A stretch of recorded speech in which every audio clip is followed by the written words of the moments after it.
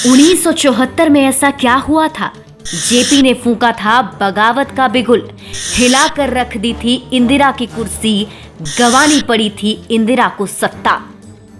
बिहार की धरती से शुरू जेपी आंदोलन ने देश की दिशा और दशा ही बदल दी थी।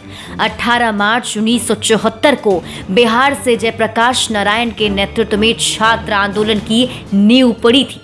ये आंदोलन पूरे देश में ऐसे फैल गया कि देखते ही देखते राजनीति का चेहरा ही बदल गया। देश ने इस आंदोलन के साथ आपातकाल का वो बुरा दौर भी देखा। आखिर ऐसा क्या हुआ था जिसने इतने बड़े आंदोलन को जन्म दिया? 1974 में पटना में छात्रों और युवकों द्वारा आंदोलन शुरू किया गया था। इससे बाद में जेपी का नेतृत्व भी मिला। 18 मार्च के दिन विधानमंडल के सत्र की शुरुआत होने वाली थी।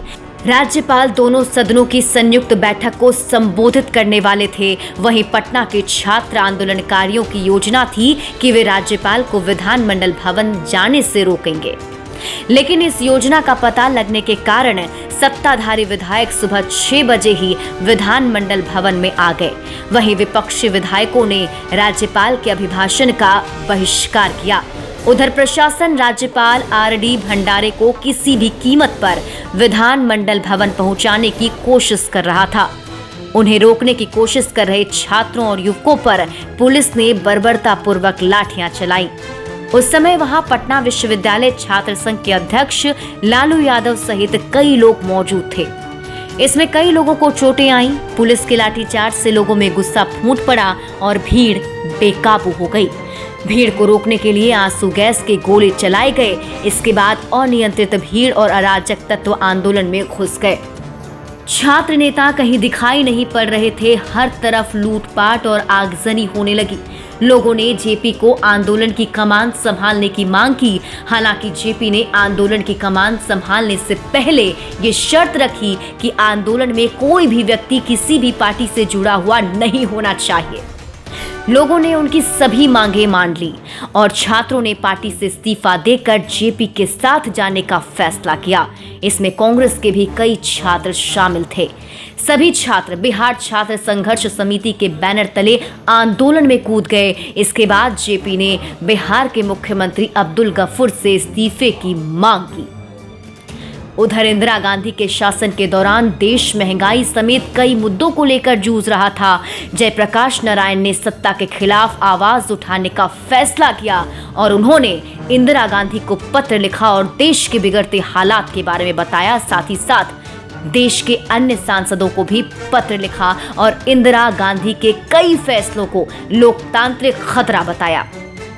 जेपी के इस पत्र से राजनीतिक जगत में हंगामा खड़ा हो गया, क्योंकि पहली बार किसी ने इंदिरा गांधी के खिलाफ सीधे आवाज उठाई थी। तो इंदिरा गांधी ने राज्यों की कांग्रेस सरकारों से चंदा लेने की मांग की।